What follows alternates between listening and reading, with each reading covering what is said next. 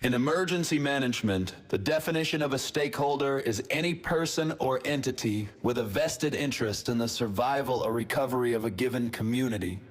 This is the Stakeholder Prepping podcast, where the tactical comes from the practical, and today, you become your own stakeholder.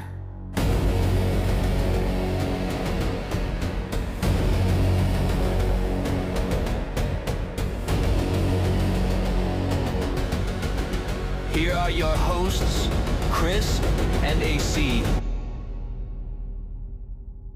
Welcome back to Stakeholder Prepping, where you are the stakeholder in your own survival.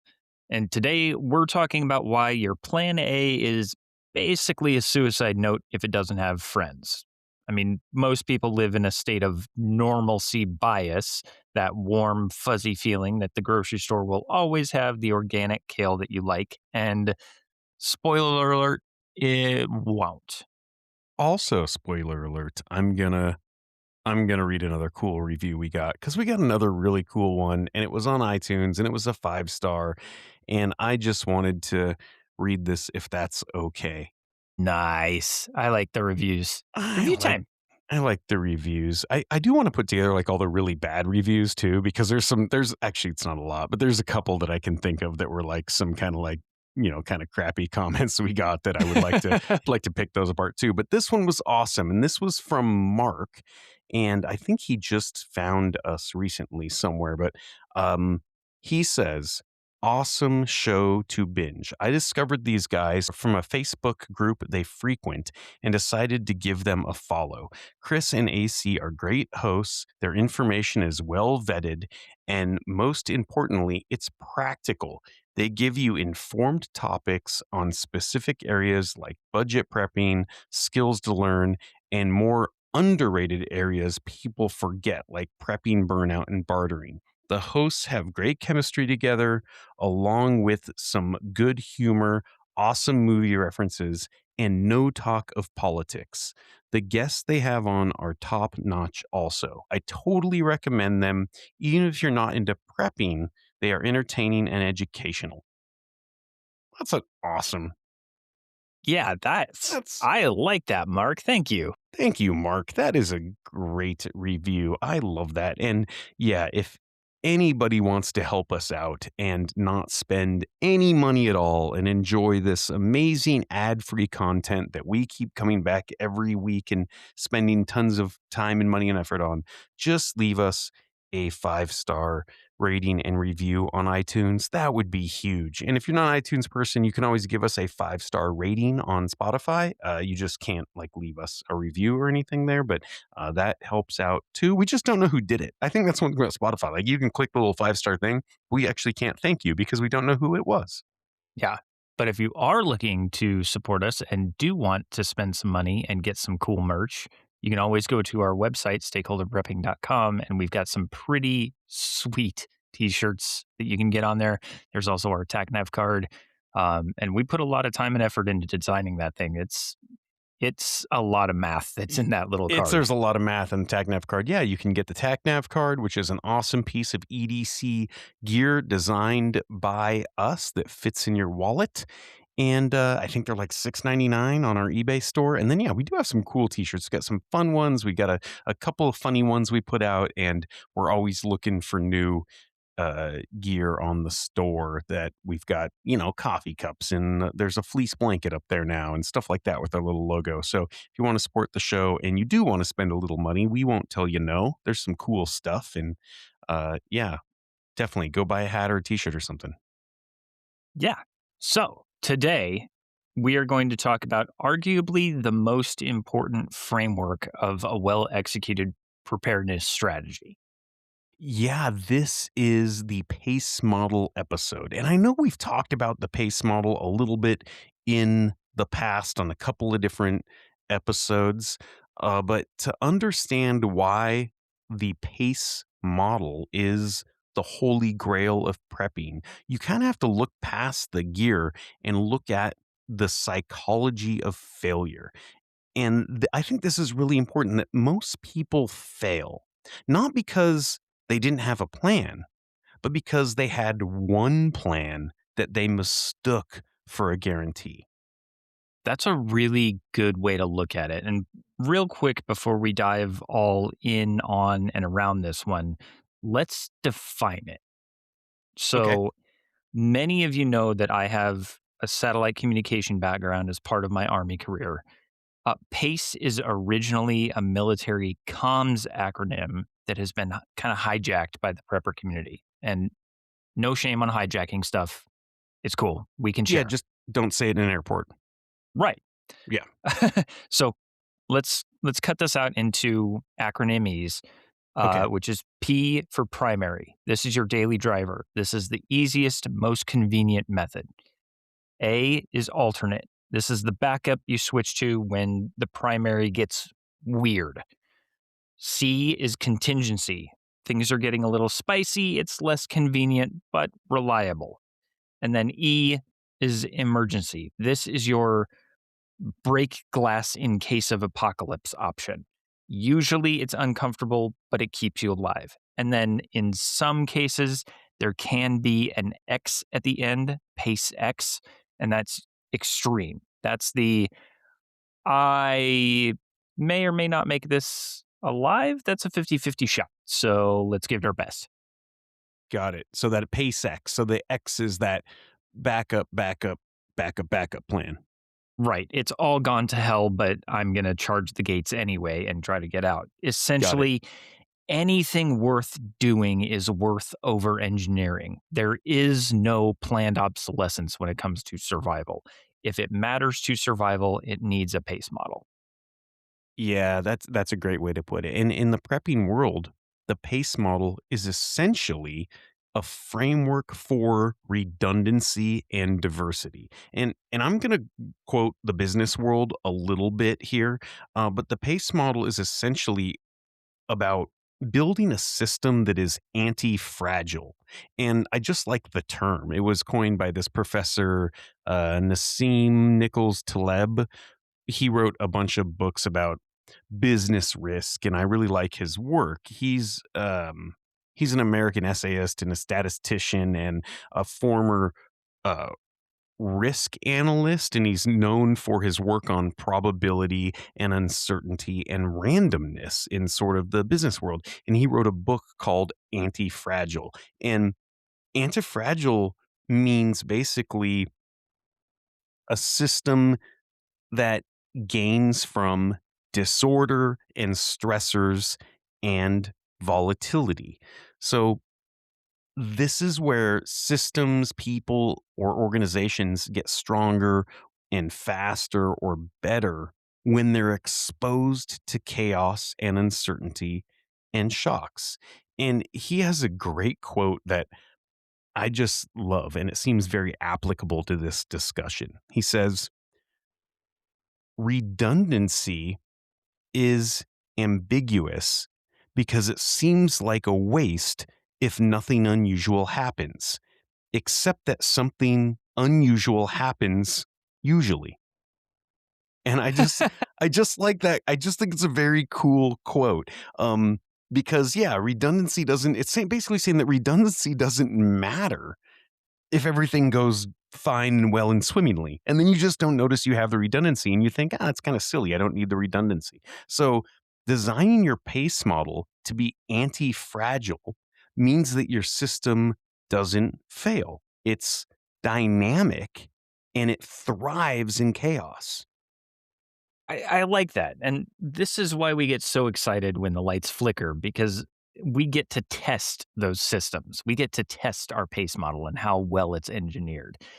Those pragmatic, anti fragile systems that we as preppers have built into our pace models. And that makes me think about the theory of graceful degradation. So, in engineering, there's this concept called graceful degradation. And this is the ability of a system to maintain at least some of its functions when portions of it are destroyed. Okay. And Okay. I'm a total nerd. One of my favorite examples of this is the Voyager 2 spacecraft.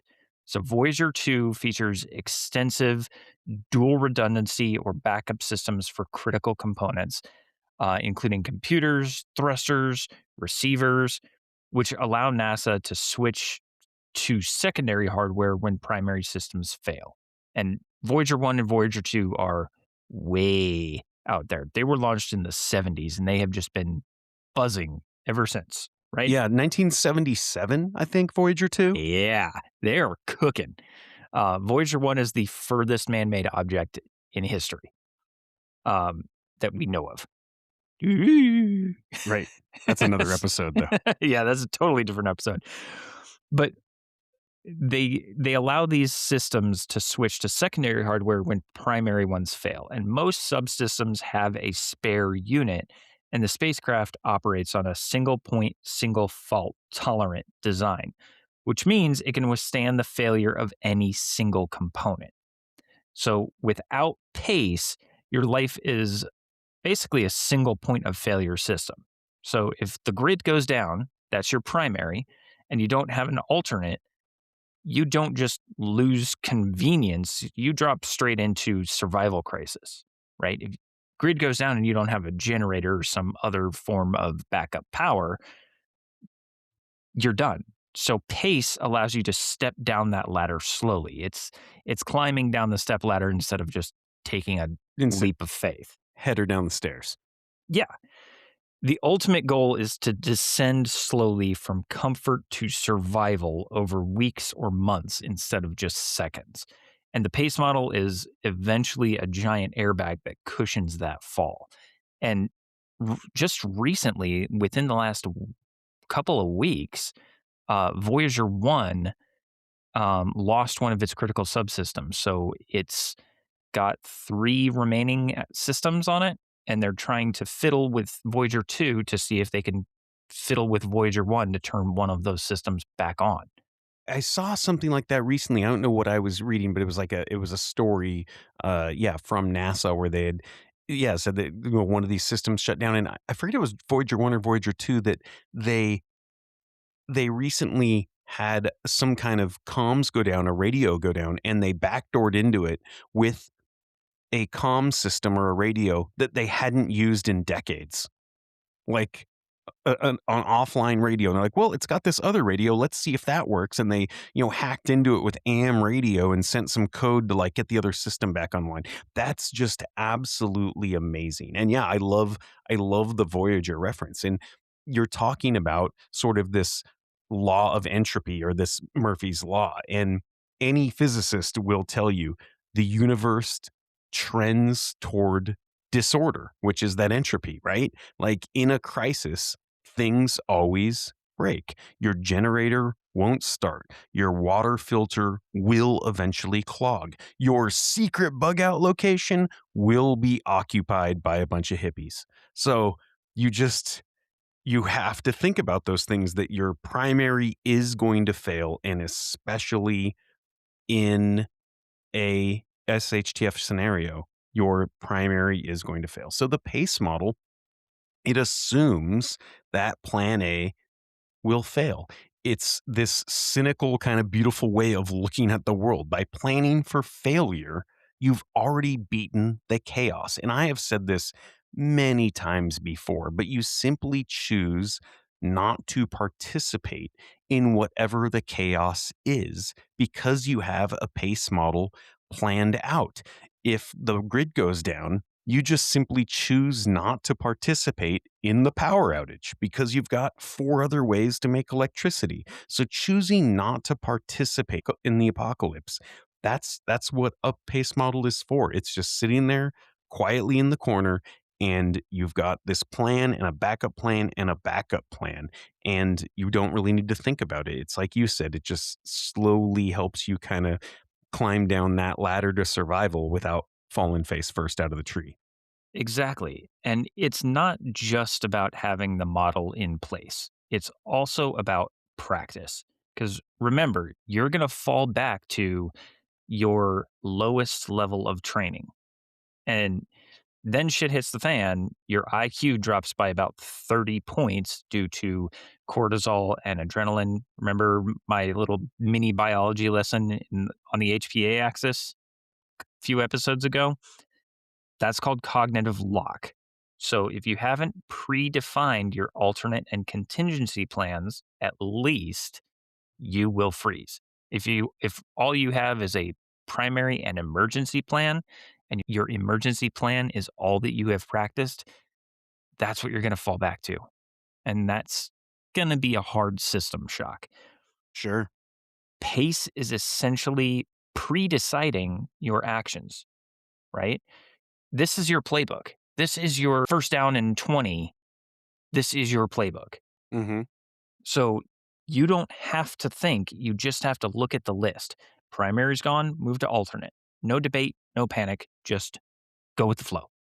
Right. Yeah. I love the way you put that too. And okay, so I want to give just a bunch of examples here too, like real world examples of the pace logic in action. So let's talk communications. That's kind of the lifeline, right? If you can't talk to your family, you're going to make stupid, dangerous decisions because you don't know if they're okay. You don't know what's going on. You're going to try to make that long trek to grandma's house when you don't have to because you don't know if anybody's okay because you obviously don't have comms. So, primary, it's going to be the cell phone, right? It always is. That's your modern pacifier. We all have one. But the alternate might be like the GMRS FRS handheld radio, and you all know what channel you're on. Contingency might be a ham radio, and before any ham radio nerds, crawl up my butt because GMRS and FRS are technically in the ham band. I get that, but what I'm saying is that maybe it's the ham radio where you're trying to like bang a repeater or something like that, or maybe it's Starlink. Maybe you've got that deployable Starlink, or maybe it's the Garmin InReach, right? I have a Garmin InReach. I use that not just for emergencies, but like whenever I'm off grid and the cell phone doesn't work. And then you've got the emergency. Maybe that's this, it's not even really comms. Maybe that's the prearranged meeting spot. It's that dead drop location. This is low tech for the win here. This is the Campbell's soup can on a really, really long string. So having that emergency that doesn't depend on technology for comms, well, then that's a great emergency because, like you said, that's falling down to survival. We're not comfortable anymore. How about navigation? We can do the same thing for navigation, where your primary, that might be Google Maps. It's your GPS on your phone, right? Your alternate could be a dedicated GPS unit, like a Garmin unit that works on offline maps. So if the cell network is down, you still have those cached maps on a dedicated GPS unit.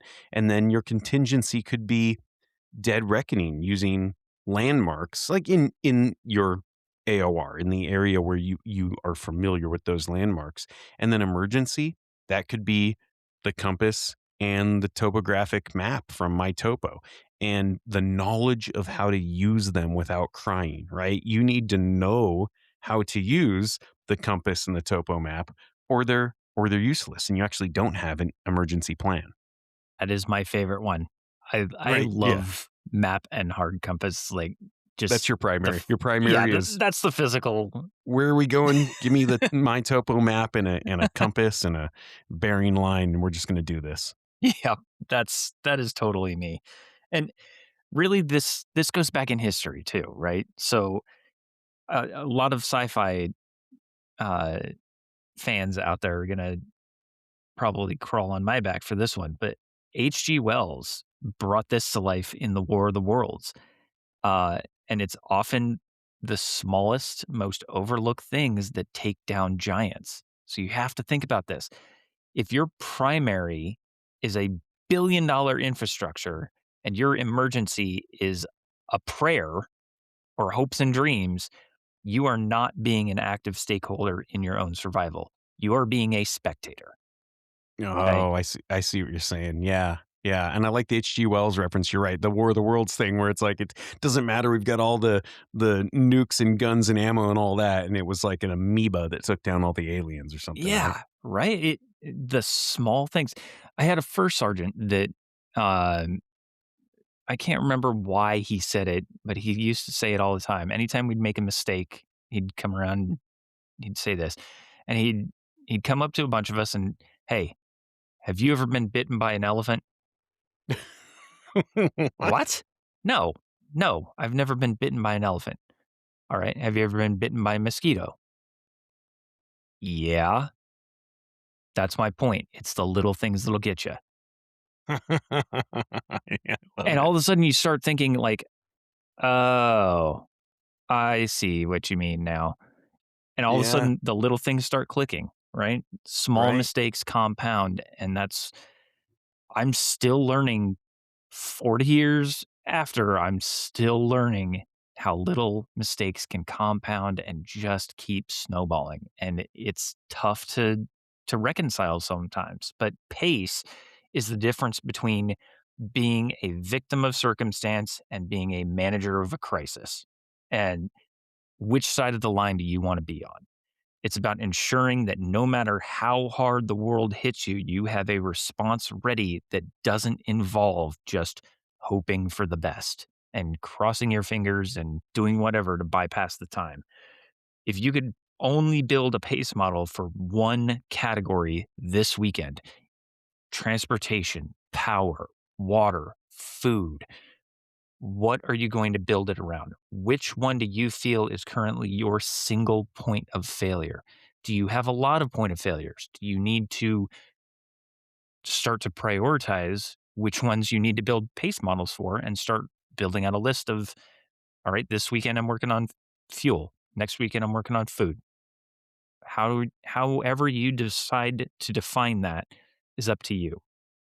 Yeah, and we did go over this like in our our episode about dealing with the stress of being a prepper is making the list. Making the list makes all the difference in the world. Just sitting down and writing it out because you actually may have some pace models that you don't know. Like you may have 4 or 5 backups and you're like, "Man, I just didn't think about the fact. I didn't think about the fact that, when I run out of propane in my stove, I actually have the little adapter hose that will run off the different size propane cans. I totally forgot about that. So making the list of your pace models, it really does help. So sit down, make the list, and decide where those single points of failure actually are. So let's walk through some of these examples, Chris. We always fall back on our food, water, shelter, weapons, warmth, sanitation, that kind of thing. And I'm gonna add power this time because electricity is one of those most common points of failure for people. You know what I mean? So you want to pace these out and just kind of go back and forth on these? Yeah. Do we want to do it by category or how do you want to run this? Yeah, let's go category. I'll start because I want to start with power. I think power is one that it's just more common, right? That losing electricity just really changes your life. It's like, oh, all of a sudden, a tree branch fell and you're living in the Stone Age. So power's one. Um, so your primary, that's the grid, that's the wall outlet, right? That's the plug in the wall. Your alternate, that could be a generator. For me, it's the propane generator, right? And maybe it's a dual fuel generator, and that could be an alternate and a contingency, or that could just be your alternate. Power is important, so having a dual or a tri-fuel generator, those are very common, not super expensive, so they might run on propane and gasoline, and they may also run on natural gas. So if you have natural gas plumbed to your house, and then the contingency, well, that now we're starting to get a little uncomfortable, right? That could be the solar panels and the solar, they call them solar generators, but just that little power station that isn't going to run your entire home. It's just going to run some of your critical loads. It's probably just going to run your refrigerator and maybe the NOAA radio. Maybe it runs your TV and your refrigerator and your deep freezers, right? But it's not going to run everything. Okay. So And we're then hoping for sunny days now. we're hoping for sunny days and we're hoping that we've got enough sun to, yeah, recharge that thing as we need it because we lost our primary and our alternate. And then your emergency, that's your hand crank radio and your battery bank, right? Your emergency is what's my critical load. Okay, well now we don't have enough power to run the refrigerator. Now we are dumping the ice bucket into our Yeti cooler and we're keeping everything that we can cool while we work through those things that are going to go bad. We hope we can consume them before they go bad, and our emergency power is running that NOAA radio, and it's that power bank, that hand crank power bank, so we can still run the cell phone, and hopefully the cell network still works. So that's where you kind of see this sort of devolving into, I'm going from comfortable to simply surviving. And I like how we are taking significant but manageable steps down each time. Right. Yeah, you're not just falling off the ladder. You're taking these little tiny baby steps to take you from comfort to survival. And let's move on to the next big one for a lot of people is water. So, primary, that's the kitchen tap, that's the bathtub, that's where you've got your regular tap or ice maker in the fridge, however you want to look at it. Alternate, that's your bottled stash. That's the piles of bottled water that you've got on top of the kit out in the garage. That's your 55-gallon drum that you've got sitting out back that's all sealed and nice and ready to go. That's your your bottled stash of predetermined filtered water that's safe to drink. Contingency, now again, we're getting uncomfortable. We're looking at a Sawyer Mini or a Life Straw. We're looking at a filter. Maybe it's a one that has a hand pump attached to it. Maybe it's one that you have to suck the water directly from the source, but that means you have to have a source of water nearby. Hmm. And then emergency, this one could be tough. We're talking about rain catchment, um, bleach drops. We're looking for pool shock potentially. And this is where it gets really, really sketchy because adding bleach to water, 8 for Right. 5 and 6 for 8.5, that's gonna be tough to try to remember when you're under stress and trying to get clean water to drink. Right, and remember bleach loses efficacy over time, so then when did I buy that bottle of bleach? And like you said, pool shock, that's a great one because that's solid bleach that doesn't go bad, but you're right. So now we're into that emergency, and that's, like I said, you're gonna have to start introducing those electrolytes into that at that point, right? Because now your water, it's keeping you alive, but it's not necessarily super healthy. But yeah, that's a really good one. That's a good way to step down is, yeah, now we're talking about catching rainwater, and hopefully we can disinfect that enough to, to use it and to drink it. So that's a good one. Food is interesting. This is one that your primary, obviously, this is your refrigerator and your pantry, right? And then your your alternate is probably going to be like your deep freezer. That's your, the proteins. That's that quarter cow you have in the freezer. And then when you step down into uh that contingency, then maybe you're going to be into your freeze dried. That's where you're going to start breaking out your Vodes meals, your 25-year freeze dried food. And then the E, your emergency food, well, that's when you start thinking about maybe listening to our urban foraging episode. That's like, oh, I hope, I like the dandelions and the walnuts and things like that. But something that's interesting about food is you don't need to step down. You can start sort of mixing those things immediately, right? If you think you're going to be in a long-term situation, then you might start cycling in the things you can forage and the things out of that 25-year shelf life food into your normal routine and sort of ease into it. You don't have to say, I'm not going to touch this food until I plow through the refrigerator. As long as that stuff isn't going to go bad. Obviously, you want to eat things with you know, the quickest expiration date first, right? The things that are going to go bad, you want to eat those first. But you can start cycling those things in, and that's what's funny about food is the pace gets a little messy there because you don't need to start with your primary and end with your emergency. You can kind of mix those things together as time and diet allows. And in a world without rule of law, plicking pigeons with an air rifle off of your neighbor's house just to extend your rations that much further, that much faster. Uh, One, it's going to cut down potentially on vermin and disease spreading as far as sanitation. But if you can extend your rations that much faster, that's going to put you in a better position for the long haul. Yeah, yeah, 100%. Yeah, the pigeons, and for me, it's the are they the Eurasian or European, the collared doves? It's those little bastards. Yep, They're the every they're Eurasian collared doves they're everywhere. everywhere, and I think they're edible. I've heard people say they are a dove, I think, is in the edible of the bird family. You get like a chicken nugget out of them, but yeah, those are the ones. They are everywhere. They are invasive. They are edible. They don't taste great, but you're Yeah, they're everywhere. So it's a target rich environment. You may as well right, expand your rations while you can. right. Yeah, exactly. Yep. So what's the next one? I'm going to go with shelter. Okay, So sure. primarily, it's going to be your home, whether that's a single Of family course. home, a condo, a duplex, your motorhome, mobile home, wherever you lay your head at night is your home. So that's going to be primary.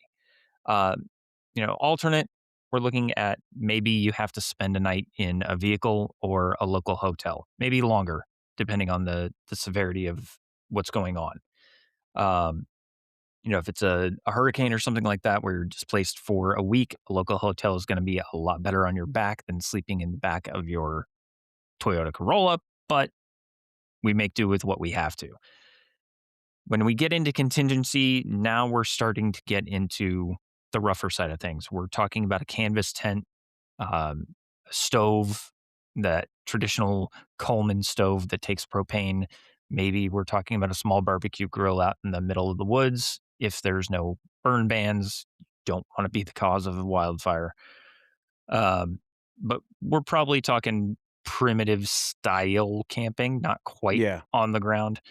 And then when we're talking about emergency, that's that Mylar bivy sack and a bushcraft debris hut. Now we're talking Bear Grylls style. And I know you want to say your line already. Go ahead. Remember, a layer on the bottom is worth two on top. There it is. There it is. But you're right, and yeah, and I think this comes down to the training too, right? You need to know how to make that bushcraft primitive debris hut, or you don't have an emergency shelter. That comes with practice. So you, again, do have to practice parts of your pace model. Yeah, Anything that's not your primary, you probably have to practice it. right. And and I was going to go with warmth, and I do want to bring this up that it's funny. Like we say, okay, obviously your first one, your HVAC system in your house, your thermostat, your however you normally heat yourself. That's your primary. And a lot of people have pushed back, and they're like, no, I primarily heat with wood stove, so that's a silly thing to say. I'm already one step ahead. Well, it's actually not about what your primary is. It's about having a pace model. It doesn't matter what your primary is, have four ways to do it. And people often push back because they're like, well, I'm more prepared because my primary is everybody else's emergency or something like that. And I get the rationale behind that, but the issue is that you still have a single point of failure. And trust me, wood stoves do break. You break the little glass out of the front. You have something happens with your roof and you can't run your stovepipe up. You have birds that move in. You get, backflow in the house. There's all kinds of reasons why those can go bad. So it's not saying, oh, I've got a wood stove and I'm taken care of. It's about having that pace model. So maybe your primary is the HVAC system in your house. Maybe it isn't. Maybe for you, the alternate is the wood stove or the fireplace. And then your contingency is that little My Buddy propane heater. But we know that requires fuel, and we only have so many of those little green Coleman cans of propane. So then you need an emergency, and that is your sub-zero sleeping bags and your body heat, right? So it's about having the pace model. It's not about which one is which for you. It's about having four ways to do things that are important. Right. I think I'm going to grab defense next. Okay, good. And primary, locked doors, maybe a dog if you've got one. Um, five in our case, but our primary defense mechanism is the 120-pound guardian breed that when he barks, it's just this booming echo throughout the house. Um, when when he gets up from snoring, he just wakes himself up with this boof, and it wakes everybody up. I love that because everybody's going to think that primary is obviously your handgun or your AR-15, and it shouldn't be. You're exactly right. Your primary means of defense should be choosing not to participate in fighting. Exactly. I don't Yep. want to get in that fight. Do I know I'll win? 9 times out of 10, I'm probably going to win because I have the training that I can fall back on. And in your castle, you're in your home. Yeah, you've got a tactical advantage, 100%. But your primary should be not using the tactical advantage. And most of the time when we go on walks, keep in mind, my wife is not as tall as I am. I am 6'3". When I'm walking next to that dog, he imposes more than I do. Yeah, When sure. she is walking next to that dog, he presents as this massive giant that she's just holding back like he's a dragon. Right. And she has complete control of him, but they avoid her because they are avoiding the dog. Of And course. it's just he's not threatening, he's not being threatening, but it's a psychological thing that gets everyone out of our way because he is so imposing physically. You're just Um, less of a target, right? exactly. Alternate would be concealed carry weapon or handgun. Um, Personally, I go with 9mm. I really like 9mm. I'm really quick with follow-on shots. And then my contingency would be a longer range AR-15, 308, something of that effect, a long-range rifle. For me, an emergency would be a fixed blade, sharp wit, running fast. If I have to make contact, it's going to be up close and personal, and then I'm getting away from the situation as quickly as possible. Right. And that's the whole point is you just have four ways to do it. You just listed four ways to defend yourself and they weren't all guns. Right. And I think that's what's important here is we're talking about what are the you just have it paced out and you know how to use these things. The last one on our list is obviously sanitation. And that's where you go. Flushing toilet is obviously number one, right? That's the easiest one. I hope Um, so. right. But maybe your alternate is like maybe it's some kind of uh septic-y system. Maybe it's the toilet in your camper or your RV. Maybe it's the biogas or toilet that you've got in the garage all boxed up and you can deploy that. And then your contingency might be that 5-gallon bucket with the sawdust or the kitty litter. Remember we talked about this in our $500 pepper episode. That's Mhm. something that's important to have a way to use the bathroom without leaving your home. That should be your contingency is not going outside to have to use the bathroom because then obviously you're having a hard time keeping a low profile if you're outside a lot digging holes. And your emergency is going to be that. Your emergency is going to be digging a hole. It's going to be that digging the latrine. And Chris, I'm sure you can tell us about 27 different ways to dig a poop hole, but that's going to be the emergency is having a way to dig a poop hole. Yeah, diesel fuel does wonders. Yeah, we don't. That's the thing is we don't always have that endless supply of JP7 to burn our poo. So having a way to dig and No, bury it, we right? don't. We No, we don't. don't. So a lot of people will say two is one, one is none. But four is a Saturday night with options, right? And one other of the Dr. Nassim Taleb coined concepts is redundancy as resilience. And I like that. Nature also uses the PACE model. You've got two kidneys for a reason, right? So redundancy is resilience. Okay. 2 lungs, 2 kidneys, 2 eyeballs. You got quite a few of the important stuff. Yeah, you got a bunch of them. I gotcha. And we really can look at historical examples of when pace models truly were the difference between life and death. So, uh, like you like to call it, let's go back in the Wayback Machine, back to World War II. The Okay. Siege of Leningrad is an Oh, absolutely terrifying piece of history. my Um, gosh. Yes. Read up on that one. That we could do a whole episode on that. If we want to get into historical stuff, Siege of Leningrad is insane. Yes, it is. It's one of my favorites out of the World War II epic saga, if you will. Um, it was a brutal 872-day blockade. 872 days blockade of the Soviet city of Leningrad by German forces during World War II. It went from September 8th of 1941 to January 27th of 1944, Holy crap. That's crazy. right? So it's considered one of history's deadliest sieges, including the Hundred Years' War, going all the way back to the Crusades in Jerusalem. It claimed over 1 million civilian lives due to starvation, extreme cold, and absolutely relentless shelling. This was this was like the coup de grace if you're going to study military history. Yeah. So the people that survived, they had to fall back on the X, that extreme in the PACE-X model. So emergency food sources like all pets and rodents within the city were eaten.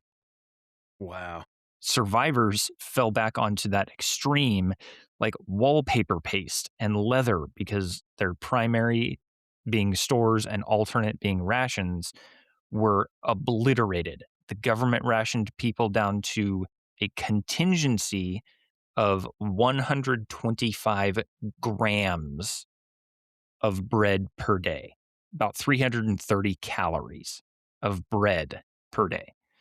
Crazy. You know, when I went through the PACE model for food, I actually didn't have pets and rodents on there. So that's nuts. that's that's an option if it gets real dire. It's going to be very dire, and I would rather hunt the pigeons off of the neighbor's porch than go after my pets, but that's me. Oh man, I couldn't even imagine. That's crazy. But hey, or a slightly less serious historical example is the great toilet paper crisis of 2020. So Yes, let's go with that.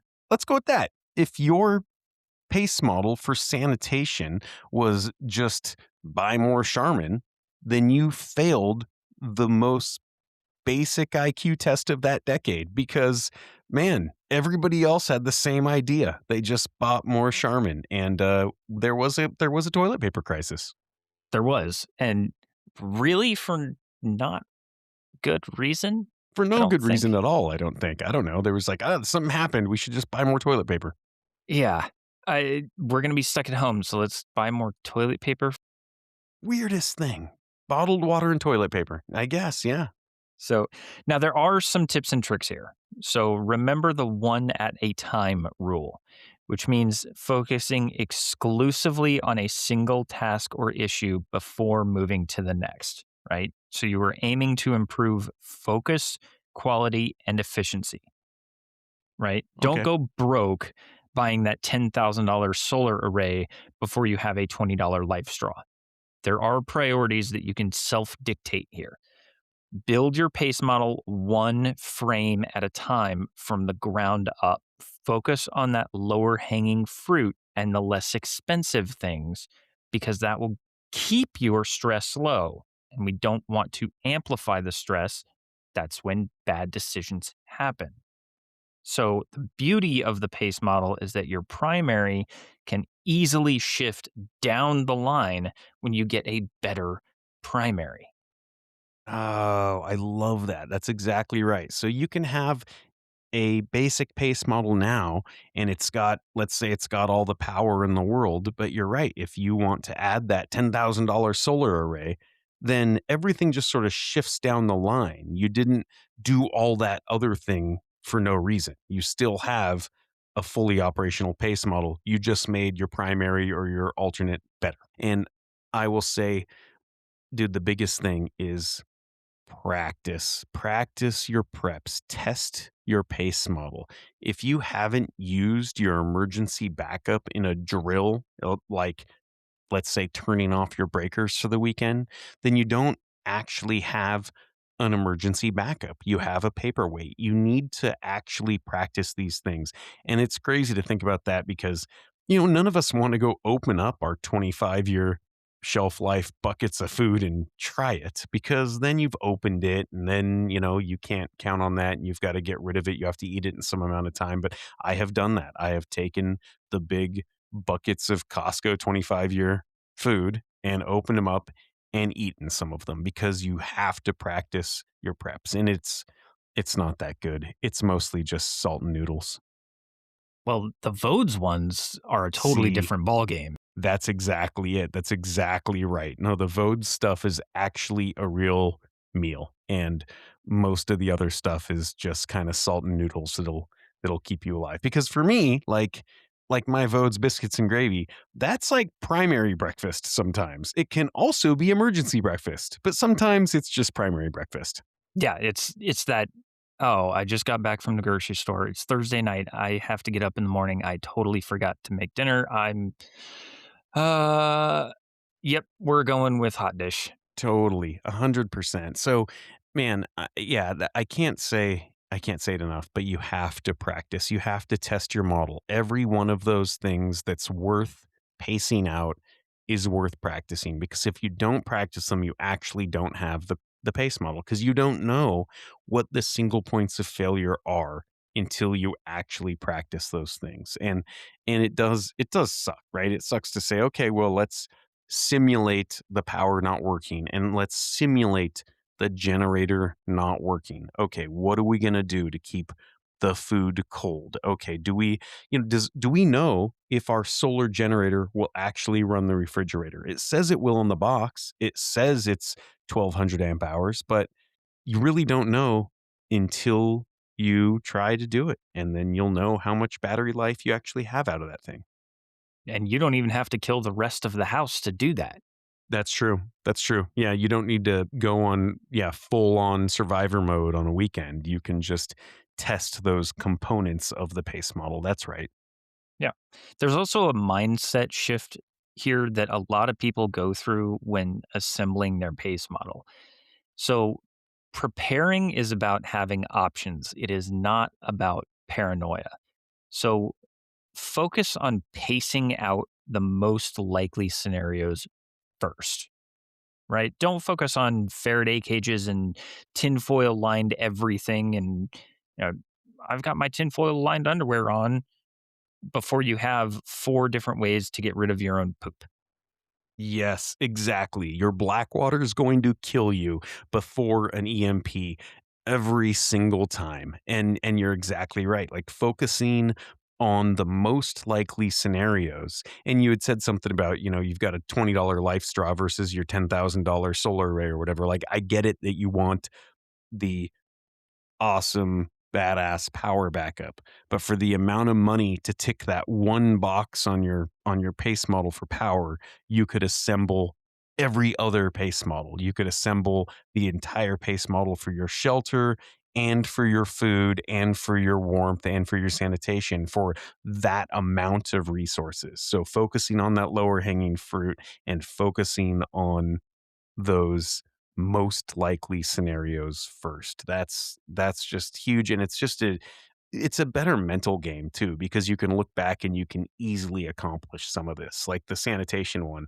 it's pretty easy to accomplish that, right? It's pretty easy to have four different ways to deal with your black water, and it's just going to make you feel so much better about having those ways to deal with your black water. It very, very much so. So remember in psychology, we're always talking about, the psychology of redundancy is the ultimate anti-anxiety medication for the It's true. prepared mind, right? Like when you're prepared, you have less stress because less can affect you. It's all planned for. It's smooth. It's good. And when we build our pace models or layered backups, we aren't just talking about gear, we're talking about that cognitive load management. So in a crisis, your brain is a processor running too many programs at once. If anyone sees my personal laptop, I've got 500 tabs open, 3 of them are playing music, 2 are playing videos, and I don't know which one's which. But redundancy acts as a cooling system for your brain and just closes the ones that you don't need. I love that. No, you're right. And maybe we should do a little recap of our prepper burnout episode here. So, from an evolutionary standpoint, humans are hardwired to kind of scan for threats, right? When you have a single point of failure, like your bank account's at zero, your gas tank is empty, or you have no water storage. That's where you go to that amygdala brain threat detector thing, and you're constantly on high alert. So having that primary, alternate, contingency, emergency plan creates that safety signal. So those are those environmental cues that tell your nervous system, hey, you know what? We're not trapped. Things are things are good here, right? And what does that result in, obviously? The result is that lowered baseline for your cortisol levels. So, a person with a redundant system can think logically and use that prefrontal cortex, while everyone else is stuck in that fight, flight, or freeze mode. Right. Yeah, exactly. And I do like, kind of the throwback um to the prepper stress episode because it's true. And along those lines, in a high stress situation, your short-term memory is the first thing to go. So you've probably experienced this, right? You lose your keys, you panic, and suddenly you can't remember your own phone number. That's that cognitive lock that you talked about. And by pacing it out, by building a pace model, you are externalizing your sanity. You're making the list, if you will. So you don't need to invent a solution while the entire house is flooding. You you just have to follow the model that you built when you were calm. Does that make sense? It does. It really does. And, you know, by building a pace model and you can really get into a lot of aspects of where a pace model can help you both cognitively and stress wise. And you can get into the more psychology of it. There's a book um, called Thinking Fast and Slow, and we'll post an Amazon link to it. It's by Daniel, I think it's pronounced Kahneman, but it discusses how you have to have two systems in your brain, or you have two systems in your brain, I should say. And system Okay. one is that fast, emotional, takes over in emergencies. That's your gut instinct, the one that cuts straight to the chase. Okay. And redundancy allows your system two, which is that slow, logical system that thinks through things before you just jump into a pit of fire, to preload the answers so system one doesn't lead you off of a cliff. So basically, system one operates automatically and quickly with little or no effort. That's your muscle memory. And system two, it it slows you down and it kind of gives you time to allocate attention to effortful mental activities, complex computations, parking in a tight spot, comparing two products, lets you do those in real time and slow down. So you want to have more redundancies so that system two can make you slow down before you hurt yourself, others, or your plan. So this is like that. This is that fight, flight, or freeze thing. And the more you war game it out in your head, the more possible scenarios you have quote unquote come across, the more you can slow down and the better off you are because of that plan. Okay. Yeah. I mean, and that makes perfect sense. And the pace model kind of, I guess, always it helps us always operate in that system too. The slow, the methodical, the pragmatic mindset, because we already have the safety backups in place. We don't need to think about them. And, prepping specifically through that lens of redundancy shifts your focus from the external forces of control to the internal forces of control, right? Even if the situation is objectively terrible, knowing that you have a plan B and a plan C and a plan D, or an alternate, a contingency and an emergency, it keeps you in the driver's seat. It's that sense of Agency is the difference between being a survivor and being a statistic. And I like what you said about being in an objectively terrible situation because there is a strange phenomenon in the prepping community, which is the more extreme the backup plans, the calmer the person usually is in everyday life. And it's a Yeah, weird contradiction. that is kind of weird. When you know exactly what you'll do if the power dies or the water stops or the supply chain snaps, the scary news headlines lose their teeth. You aren't watching the news to see if you'll survive. You're watching to see which plan you need to trigger.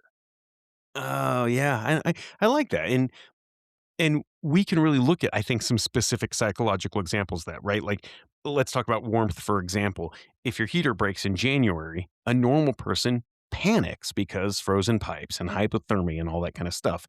A prepper with a pace model just sighs and grabs the propane heater or whatever your alternate is, calls you know, the repairman, and the stress duration is cut from days to seconds. Because you're like, yeah, hey, I've got a broken furnace. Come fix it whenever you can. But like, I'm fine and the pipes aren't going to freeze and I'm not going to die. Right. Or let's talk about finances. I've talked a little in the past about how hard it is to build up that emergency buffer, but how good it feels when you finally have it. So your primary is your salary, your alternate is your stock account, your contingency is an emergency fund, your emergency is selling the boat and maybe borrowing against the 401k. The person with all 4 steps already planned out sleeps better than the person with just the salary living paycheck to paycheck. And the bottom line is redundancy is the bridge between panic and poise. It allows you to be the stakeholder who remains calm and rational when the rest of the population is just losing their bonking minds. Yeah, I like that. So here's the call to action for this one. This week, pick one category, whether it's the water, the power, whatever, doesn't matter, and fill your pace gaps. Don't be the guy asking the neighbor for a cup of sugar or a spare propane tank when the world is on fire. Just have those things already paced out. So pick one thing and do the pace thing. I can get behind that. And there's a great quote from Selko Begovic, who wrote the SHTF anthology.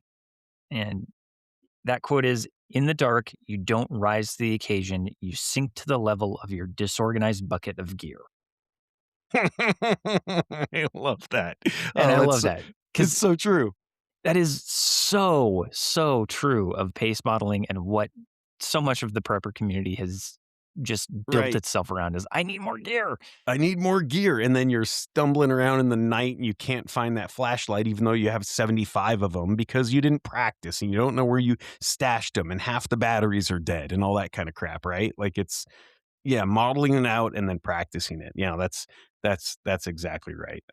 So hopefully we broke down the pace model in sort of a consumable way that it makes sense, and we made it a little bit more of a priority because it's not just about having 4 different pieces of gear that do all the same thing. It's about the holistic approach and the psychology around why having a primary, an alternate, and a contingency, and an emergency, and in some cases, an extreme option just make everything better. They make you sleep better at night. They make you more prepared because they make you less crazy because you already had those things taken care of. When the bad thing happens, you simply fall back on that next step in the pace model.